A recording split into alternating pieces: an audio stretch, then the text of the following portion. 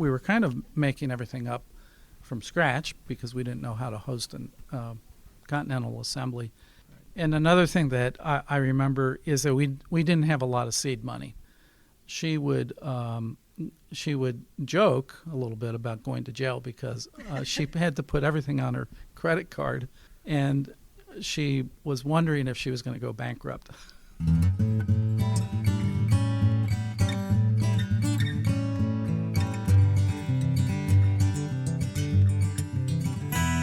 Welcome to Sharing Our Marianist Stories, a new podcast brought to you by the North American Center for Marianist Studies, otherwise known as NACMS. I'm Patty Garrett. And I'm Sister Gabby Bebo. So, Patty, can you tell us what today's episode is about? Well, we're very excited to bring this conversation between Tony Garascia and Marge Cavanaugh. And they were two of the founding people of the very first Continental Lay Assembly in 1988. Yeah, so we recorded this interview. I think it was you, Patty. You recorded this interview of Tony and Marge during the Lay Assembly this past summer, July 2017 at UD, University of Dayton. I don't know if I'd ever met Marge or Tony, but I knew that they were longtime members of the Visitation State Marianist Lay community. So I was really glad that they offered to tell their story about being part of the first lay assembly that took place in, do you remember, 1988, right? Yeah, 1988. It was 1986 that they started planning, and 1988 was the first assembly, but then their conversation continues through the 1990s because so much growth and change happened during that decade. Yeah, one of the things that I appreciated about their conversation was them explaining to us how there was this generation of lay leadership that was emerging in the 90s. And so they created the Marianist Lay Network of North America, which is now called the Marianist Lay Community of North America. And that's the national governing body of lay Marianists. So I was surprised by a lot of what they had to say. And I think it's good to know where we began. I agree. So we present this to you as our inaugural episode, and we hope that you enjoy.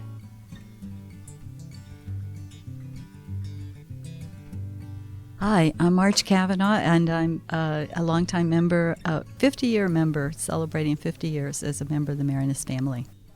Tony Garascia, member of the Visitation State Community. You know, Tony, 1988 was a really important year. It's the very first time we had a Continental Assembly, a gathering of all the lay Marianists in the United States. And actually Canada was included too, I think. Anyway, I think you were involved in some of the preparations for that first meeting. So how did it start? How did it get going? So back in 1985, we had the practice of gathering Marianist lay communities in the Cincinnati province, and we had a meeting in the fall. And out of that meeting, there was a proposal to host a national meeting, or actually a continental meeting of Marianist lay communities.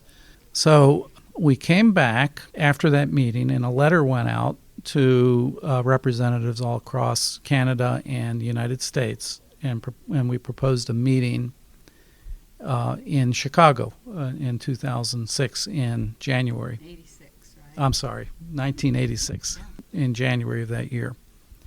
And I think we probably had about 30 people show up from all across the United States and Canada, lay and members of the Society of Mary and also the Daughters of Mary. And we took a full weekend, did a long process, a lot of talking. And out of that meeting, the question emerged, should we host a Continental Assembly? And there was an affirmation of that. So then a planning committee was formed at that point. We had our first meeting, I think, later in that year in San Antonio, where we started kind of outlining everything. And then another meeting in St. Louis, because we had decided that St. Louis was going to be the site of the first Continental Assembly in 1988. And you were at that meeting as well. You came to that second planning meeting. Right. I remember coming to a meeting in St. Louis, which I think was in 86 at that point, and I think it was in the summer. And it was rather, it was a little difficult, I think, for the people who were there coming from different expressions or different kinds of expressions in different kinds of lay communities to kind of think about what this meeting was going to be like and what the content was going to be. And one of the things we talked about, for instance, was how we were going to do prayer, and whether, for example, if we should have Eucharist every day or not, how we should do that. Was that what people were used to or not? So that's an example of the kind of thing that came up in part of the planning. And another thing that I remember is that we didn't have a lot of seed money to put this thing on, and we were kind of making everything up from scratch because we didn't know how to host a Continental Assembly.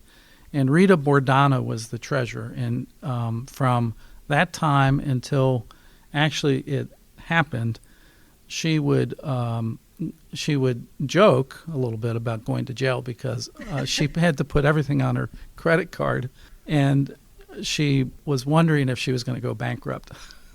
And we actually pulled it off, and we had about 120 to 130 people show up for the first Continental Assembly in July of 1988, and it was quite successful. And I can remember at the end of it, we had a business meeting and kind of an affirmation to host another one, which we did 3 years later. So we had the second Continental Assembly in 1991 here at the University of Dayton, and that was very significant, I think, because there were members from Latin America and also, I think, Spain that were in touch with you, weren't they? Yes. And they were in attendance with an interpreter.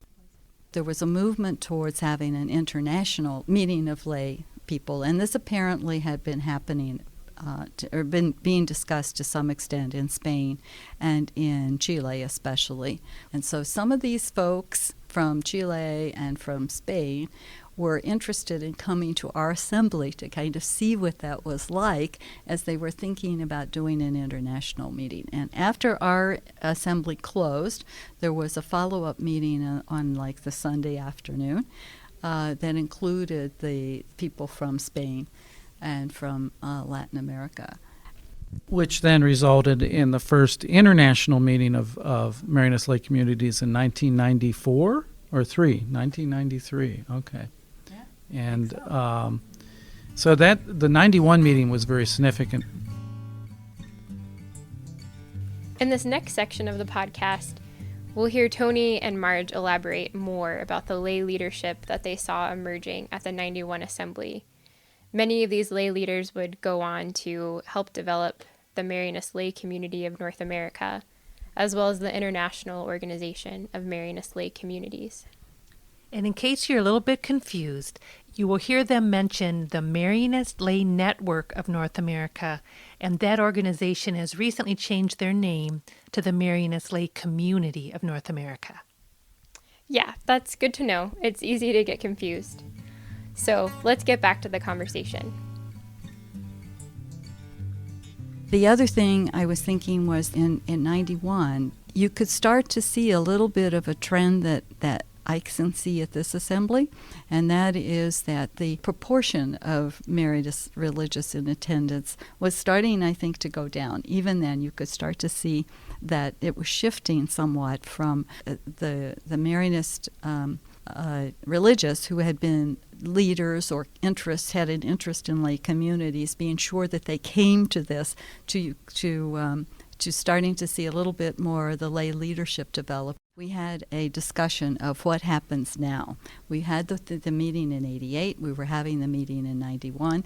And it was really at the end of that meeting that we said, okay, we are starting the essentially what the Lay Network of North America. And we commissioned people to start an ongoing group that would plan an assembly every 3 years.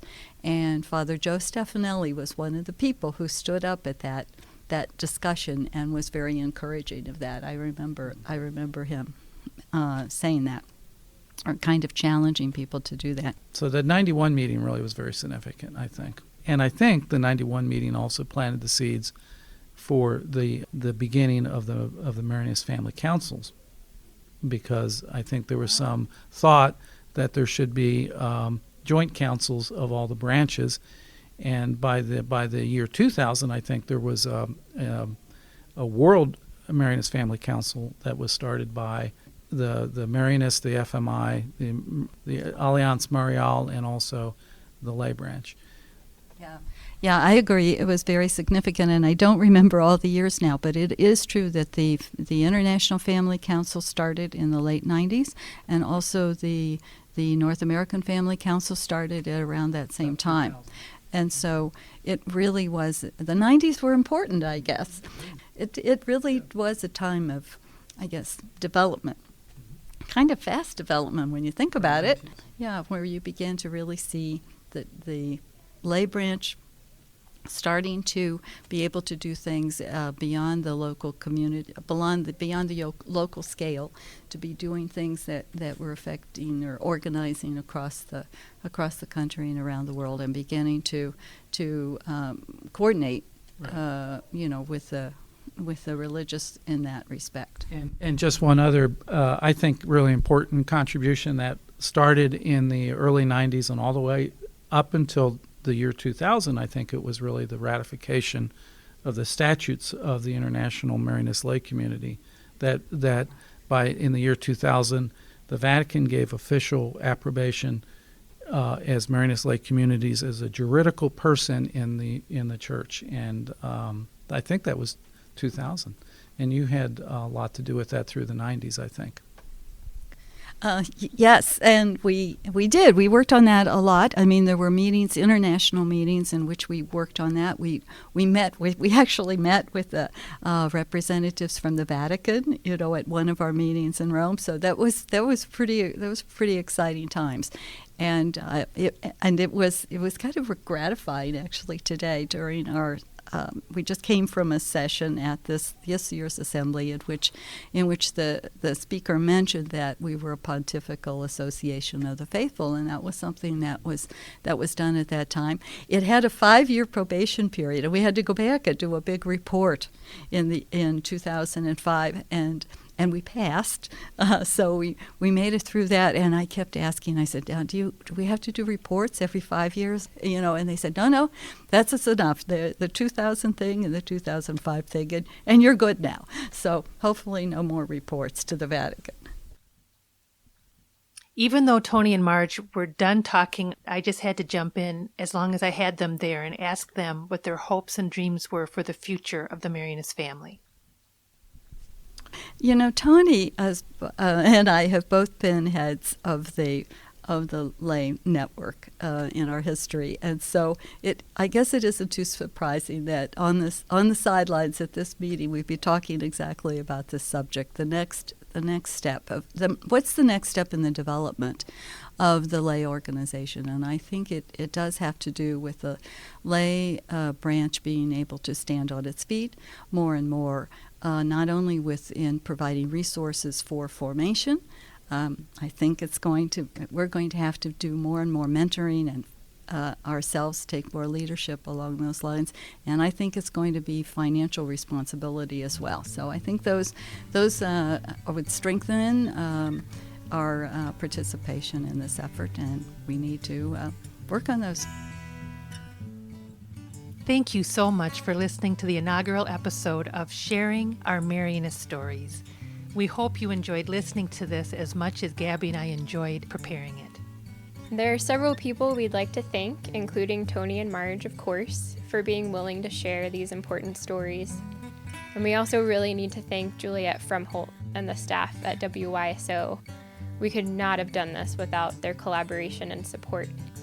If you'd like to learn more about the MLCNA, NACMS, or specifics about this particular podcast, please check out our webpage at www.nacms.org. That's www.nacms.org, and click podcast.